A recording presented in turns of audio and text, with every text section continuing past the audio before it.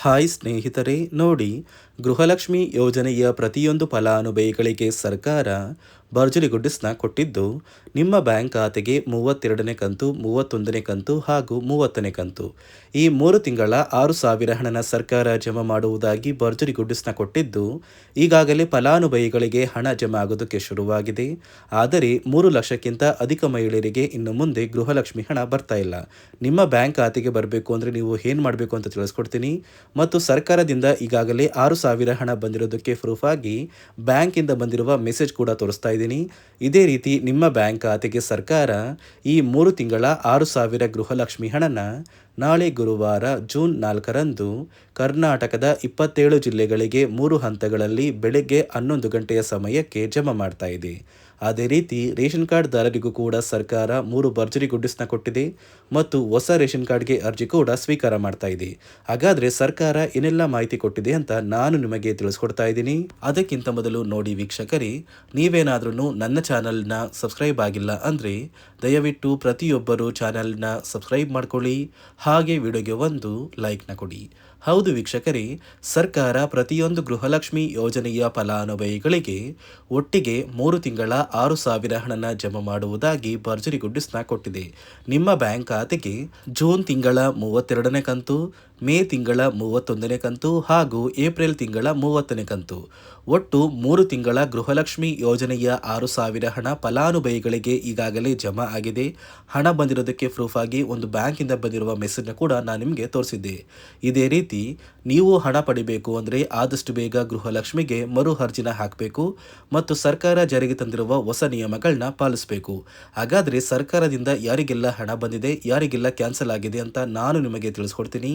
ಅದಕ್ಕಿಂತ ಮೊದಲು ನಾಳೆ ಗುರುವಾರ ಜೂನ್ 4ರಂದು ಕರ್ನಾಟಕದ 27 ಜಿಲ್ಲೆಗಳಿಗೆ 3 ಹಂತಗಳಲ್ಲಿ ಬೆಳಗ್ಗೆ 11 ಗಂಟೆಯ ಸಮಯಕ್ಕೆ ಸರ್ಕಾರ ಈ 6,000 ಗೃಹಲಕ್ಷ್ಮಿ ಹಣನ ಜಮಾ ಮಾಡ್ತಾ ಇದ್ದು, ಮೊದಲ ಹಂತದಲ್ಲಿ ಬೆಂಗಳೂರು ನಗರ, ಬೆಂಗಳೂರು ಗ್ರಾಮಾಂತರ, ರಾಮನಗರ, ಚಿಕ್ಕಬಳ್ಳಾಪುರ, ಚಿತ್ರದುರ್ಗ, ದಾವಣಗೆರೆ, ಕೋಲಾರ, ಶಿವಮೊಗ್ಗ, ತುಮಕೂರು, ಬಾಗಲಕೋಟೆ, ಬೆಳಗಾವಿ ಮತ್ತು ವಿಜಯಪುರ ಈ ಜಿಲ್ಲೆಗಳಿಗೆ ಮೊದಲ ಹಂತದಲ್ಲಿ ಹಣ ಬರ್ತಾ ಇದೆ.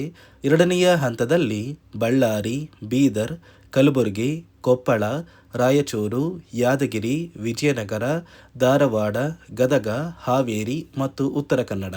ಅದೇ ರೀತಿ ಮೂರನೆಯ ಹಂತದಲ್ಲಿ ಚಾಮರಾಜನಗರ, ಚಿಕ್ಕಮಗಳೂರು, ದಕ್ಷಿಣ ಕನ್ನಡ, ಹಾಸನ, ಕೊಡಗು, ಮಂಡ್ಯ, ಮೈಸೂರು ಮತ್ತು ಉಡುಪಿ ಹೀಗೆ ಪ್ರತಿಯೊಂದು ಫಲಾನುಭವಿಗಳ ಬ್ಯಾಂಕ್ ಖಾತೆಗೆ ಒಟ್ಟಿಗೆ 3 ತಿಂಗಳ 6,000 ಹಣ ಗೃಹಲಕ್ಷ್ಮಿ ಹಣ ಬರ್ತಾ ಇದೆ.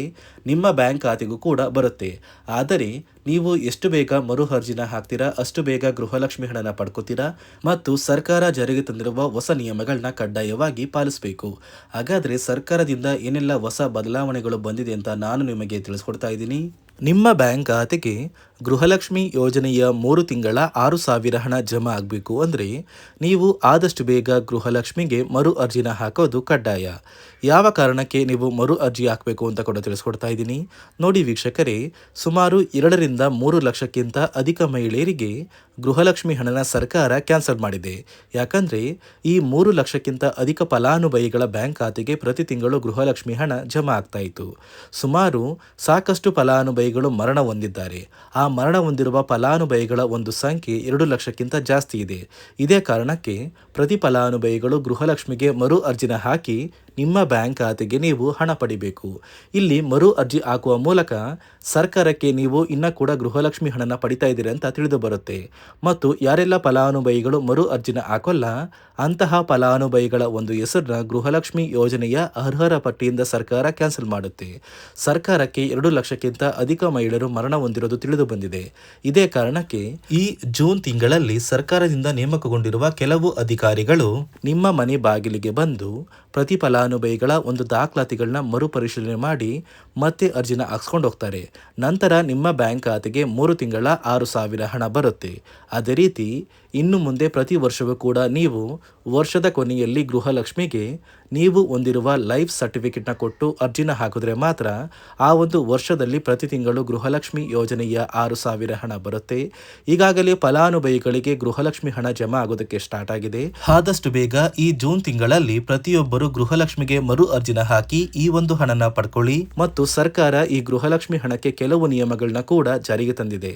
ಅದೇ ರೀತಿ ರೇಷನ್ ಕಾರ್ಡ್ ಹೊಂದಿರುವ ಪ್ರತಿಯೊಂದು ಕಾರ್ಡ್ದಾರರಿಗೂ ಕೂಡ ಸರ್ಕಾರ 3 ಮುಖ್ಯವಾದ ಭರ್ಜರಿ ಗುಡ್ ನ್ಯೂಸ್ನ ಕೊಟ್ಟಿದ್ದು, ಮೊದಲ ಒಂದು ಗುಡ್ ನ್ಯೂಸ್ ಬಂದು ಸರ್ಕಾರ ಹೊಸ ರೇಷನ್ ಕಾರ್ಡ್ಗೆ ಅರ್ಜಿನ ಸ್ವೀಕಾರ ಮಾಡ್ತಾ ಇದೆ. ನೀವು ಕೂಡ ಹೊಸ ರೇಷನ್ ಕಾರ್ಡ್ನ ಪಡಿಬೇಕು ಅಂದರೆ ಆದಷ್ಟು ಬೇಗ ಅರ್ಜಿನ ಹಾಕಿ. ಅದೇ ರೀತಿ ಎರಡನೆಯ ಒಂದು ಗುಡ್ ನ್ಯೂಸ್ ಬಂದು ನೋಡಿ ವೀಕ್ಷಕರೇ, ನಿಮ್ಮ ಒಂದು ರೇಷನ್ ಕಾರ್ಡ್ಗೆ ಸರ್ಕಾರದಿಂದ ಈ ಜೂನ್ ತಿಂಗಳಲ್ಲಿ 3 ತಿಂಗಳಿಗೆ ಬರುವಂತಹ 15 ರೀತಿಯ ಆಹಾರ ಪದಾರ್ಥಗಳನ್ನ ಸರ್ಕಾರ ಉಚಿತವಾಗಿ ಕೊಡ್ತಾ ಇದೆ.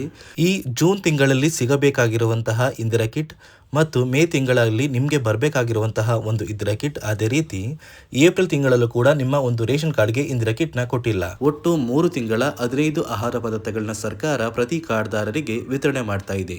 ಮೂರನೆಯ ಒಂದು ಗುಡ್ ನ್ಯೂಸ್ ಬಂದು, ಇನ್ನು ಮುಂದೆ ನೀವು ಉಚಿತ ಅಕ್ಕಿ ಪಡಿಬೇಕು ಅಂದರೆ ಆ ಒಂದು ಬಯೋಮೆಟ್ರಿಕ್ ಮಷಿನ್ ಮೇಲೆ ಬೆರಳಿಡುವಂತಹ ಅವಶ್ಯಕತೆ ಇಲ್ಲ.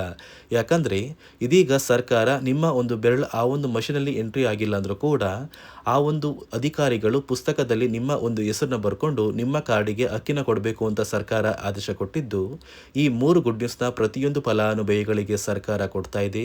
ಇದರ ಜೊತೆಗೆ ನಿಮ್ಮ ಬ್ಯಾಂಕ್ ಖಾತೆಗೆ ಗೃಹಲಕ್ಷ್ಮಿ ಯೋಜನೆಯ ಹಣ ಇನ್ನು ಮುಂದೆ ಬರಬೇಕು ಅಂದರೆ 5 ರೀತಿಯ ಹೊಸ ನಿಯಮಗಳನ್ನ ನೀವು ಪಾಲಿಸಬೇಕು ಅಂತ ಸರ್ಕಾರ ಆದೇಶ ಕೊಟ್ಟಿದೆ.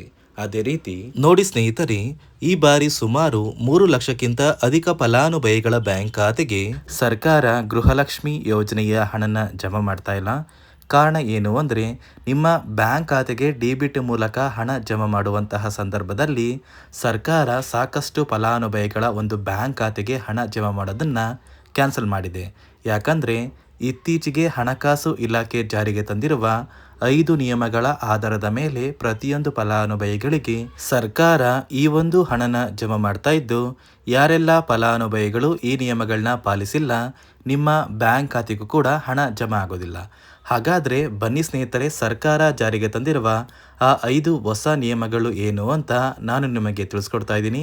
ನೋಡಿ ಸ್ನೇಹಿತರೆ, ಮೊದಲನೆಯ ಒಂದು ನಿಯಮ ಬಂದು, ಸಾಕಷ್ಟು ಫಲಾನುಭವಿಗಳು ಹೊಂದಿರುವಂತಹ ಒಂದು ರೇಷನ್ ಕಾರ್ಡ್ ಏನಿದೆ ಆ ಒಂದು ರೇಷನ್ ಕಾರ್ಡ್ನ ಮನೆಯ ಸದಸ್ಯರ ಪ್ರತಿಯೊಬ್ಬರ ಒಂದು ಆಧಾರ್ ಕಾರ್ಡ್ನ ನಿಮ್ಮ ರೇಷನ್ ಕಾರ್ಡ್ಗೆ ಕಡ್ಡಾಯವಾಗಿ ಲಿಂಕ್ ಮಾಡಿಸ್ಬೇಕು. ಅಂದರೆ ಈ ಒಂದು ಲಿಂಕ್ ಮಾಡಿಸುವಂತಹ ಒಂದು ಪ್ರೊಸೀಜರ್ಗೆ ಸರ್ಕಾರ KYC ಅಂತ ಕರೀತಾರೆ. ನಿಮ್ಮ ರೇಷನ್ ಕಾರ್ಡ್ಗೆ ಇನ್ನೂ ಸಹ KYC ಆಗಿಲ್ಲ ಅಂದರೆ ನಿಮ್ಮ ಬ್ಯಾಂಕ್ ಖಾತೆಗೆ ಸರ್ಕಾರ ಮುಂದಿನ ದಿನಗಳಲ್ಲಿ ಗೃಹಲಕ್ಷ್ಮಿ ಯೋಜನೆಯ ಹಣನ ಕ್ಯಾನ್ಸಲ್ ಮಾಡುತ್ತೆ. ಅದೇ ರೀತಿ ಎರಡನೆಯ ಒಂದು ನಿಯಮ ಬಂದು, ಸಾಕಷ್ಟು ಫಲಾನುಭವಿಗಳು ಕಳೆದ 3 ತಿಂಗಳಿಂದ ಸರ್ಕಾರದಿಂದ ಬರ್ತಾ ಇರುವಂತಹ ಒಂದು ರೇಷನ್ ಏನಿದೆ ಅಂದರೆ ಉಚಿತ ಅಕ್ಕಿ ಏನಿದೆ ಈ ಒಂದು ರೇಷನ್ನ ಪಡ್ಕೋತಾ ಇಲ್ಲ. ಒಂದು ವೇಳೆ ಕಳೆದ 3 ತಿಂಗಳಿಂದ ನೀವು ರೇಷನ್ನ ಪಡ್ಕೊಂಡಿಲ್ಲ ಅಂದರೆ ಸರ್ಕಾರ ನಿಮ್ಮ ಬಳಿ ಇರುವಂತಹ ಒಂದು ರೇಷನ್ ಕಾರ್ಡ್ನ ಕ್ಯಾನ್ಸಲ್ ಮಾಡುತ್ತೆ.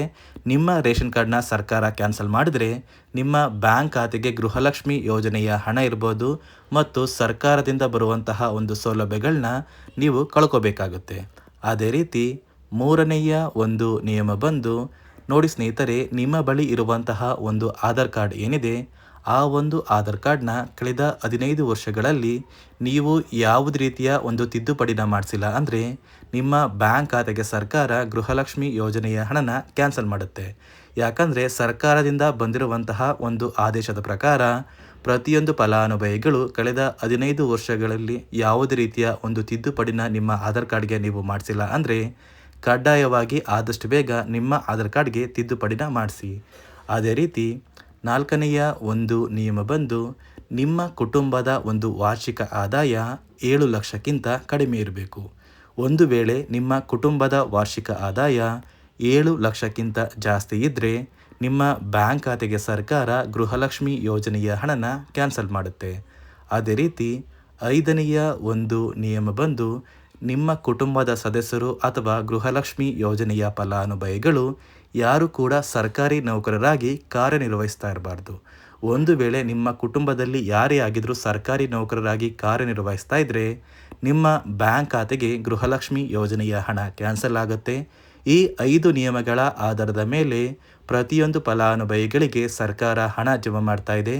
ಒಂದು ವೇಳೆ ನೀವು ಈ 5 ನಿಯಮಗಳನ್ನ ಪಾಲಿಸಿಲ್ಲ ಅಂದ್ರೆ ನೀವು ಕೂಡ ಗೃಹಲಕ್ಷ್ಮಿ ಯೋಜನೆಯ ಹಣದಿಂದ ವಂಚಿತರಾಗಬೇಕಾಗುತ್ತೆ. ನೋಡಿ ವೀಕ್ಷಕರೇ, ಪ್ರತಿ ಫಲಾನುಭವಿಗಳ ಬ್ಯಾಂಕ್ ಖಾತೆಗೆ 3 ತಿಂಗಳ 6,000 ಗೃಹಲಕ್ಷ್ಮಿ ಹಣನ ಸರ್ಕಾರ ಜಮಾ ಮಾಡುವುದಾಗಿ ಭರ್ಜರಿ ಗುಡ್ಡಿಸ್ನ ಕೊಟ್ಟಿದ್ದು, ಆದಷ್ಟು ಬೇಗ ಗೃಹಲಕ್ಷ್ಮಿ ಹಣ ನಿಮ್ಮ ಬ್ಯಾಂಕ್ ಖಾತೆಗೆ ಬರುತ್ತೆ. ಮತ್ತು ರೇಷನ್ ಕಾರ್ಡ್ದಾರರಿಗೂ ಕೂಡ ಸರ್ಕಾರ ಭರ್ಜರಿ ಗುಡ್ಡಿಸ್ನ ಕೊಟ್ಟಿದ್ದು, ಪ್ರತಿ ಫಲಾನುಭವಿಗಳಿಗೆ ಸರ್ಕಾರದಿಂದ ಎಲ್ಲ ರೀತಿಯ ಸೌಲಭ್ಯಗಳು ಸಿಗುತ್ತೆ ಅಂತ ಹೇಳ್ತಾ, ಇದಿಷ್ಟು ಸರ್ಕಾರದಿಂದ ಬಂದಿರುವ ಹೊಸ ಮಾಹಿತಿಯಾಗಿದೆ. ನಾನು ಕೊಟ್ಟಿರುವ ಮಾಹಿತಿ ನಿಮಗೆ ಇಷ್ಟ ಆಗಿದ್ದಲ್ಲಿ ದಯವಿಟ್ಟು ಪ್ರತಿಯೊಬ್ಬರು ನನ್ನ ಚಾನಲ್ನ ಸಬ್ಸ್ಕ್ರೈಬ್ ಮಾಡ್ಕೊಳ್ಳಿ. ಹಾಗೆ ವಿಡಿಯೋಗೆ ಒಂದು ಲೈಕ್ನ ಕೊಡಿ.